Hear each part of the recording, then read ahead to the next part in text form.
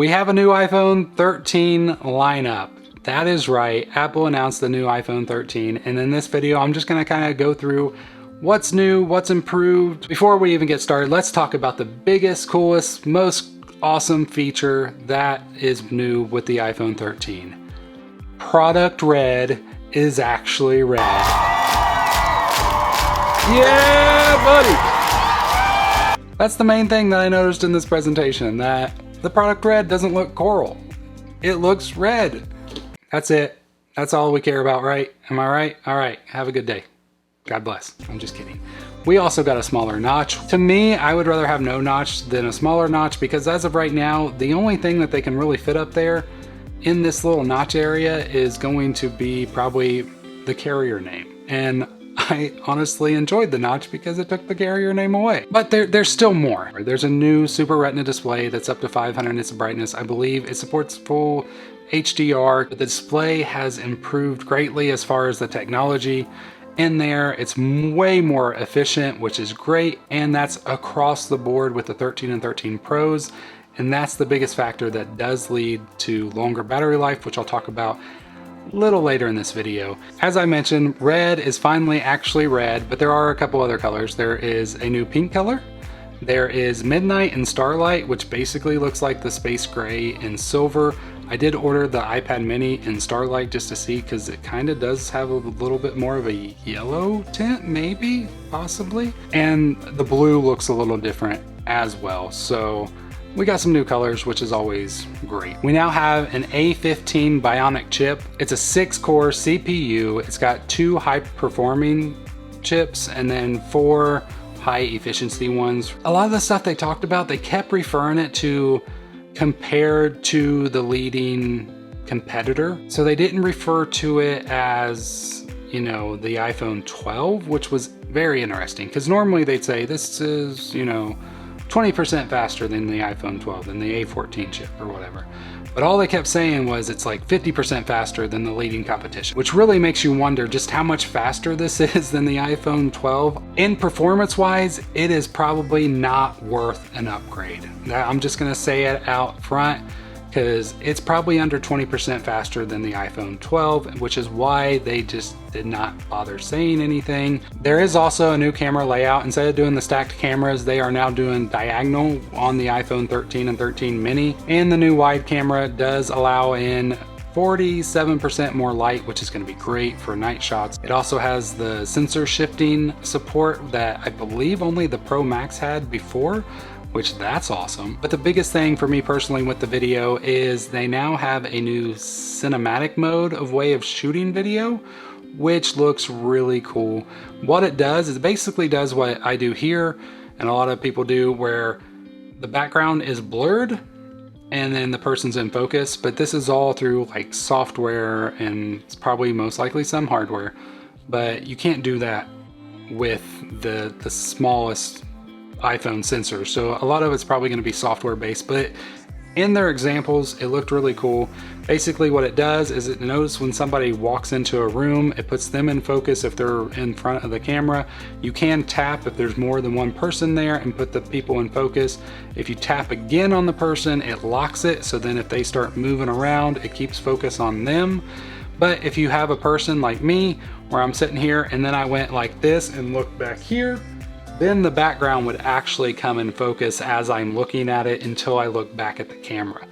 That feature looked really cool. I mean, it focuses in and out very smoothly.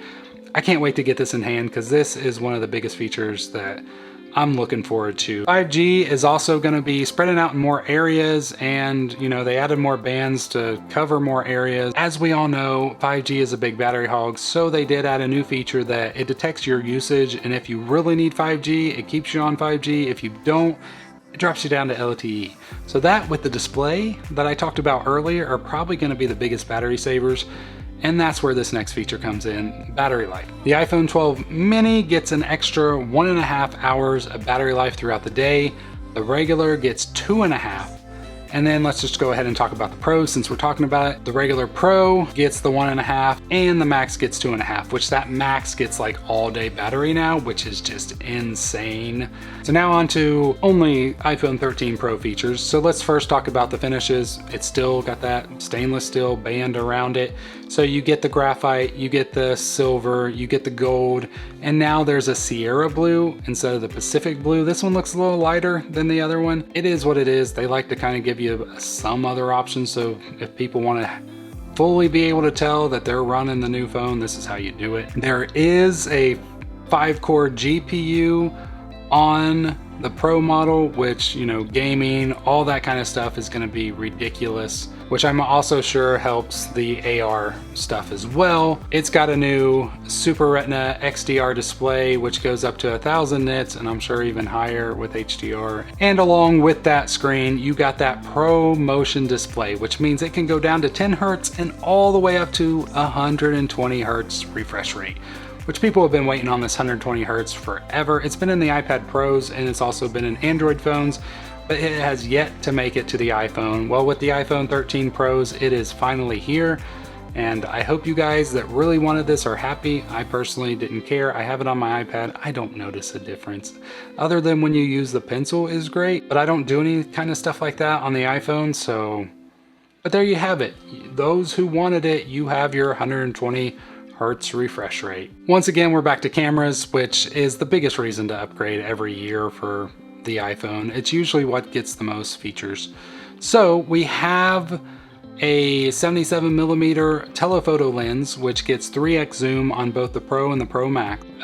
There's also supposedly like a over 2x improvement on low light across the board, I believe, on all their lenses. The ultra wide now has this new feature which gives it like this macro ability, which if you don't know what macro is, it means when you can get really close to an item and focus in on it, which the shot they showed looks amazing, and that right there kind of makes me want to go Pro, because I do a lot of close-up shots on my products, and with the current offerings you can't do it without adding a secondary lens onto your phone. So now all lenses also support night mode, which allows you to get like way more detail than you normally ever could, especially on a lens from a phone.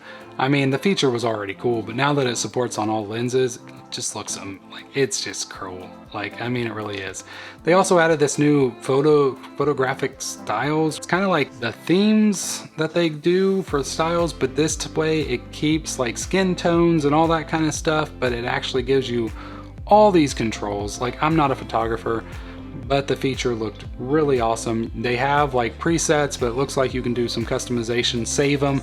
That way all your photos that you take have this exact same style. You can now actually film in ProRes, which is a super high quality video format, 4K ProRes. The big high dollar cameras film in this kind of format. I mean, I've never heard of a phone doing it before. Maybe they have. It's gonna be game changing probably.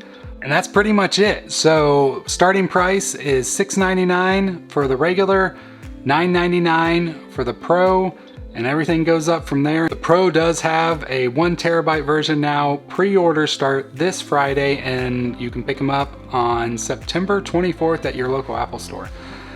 Oh, it's a lot of stuff, but is it really impressive stuff for the most part? Personally, I didn't think so. Just keep improving every single day, Apple.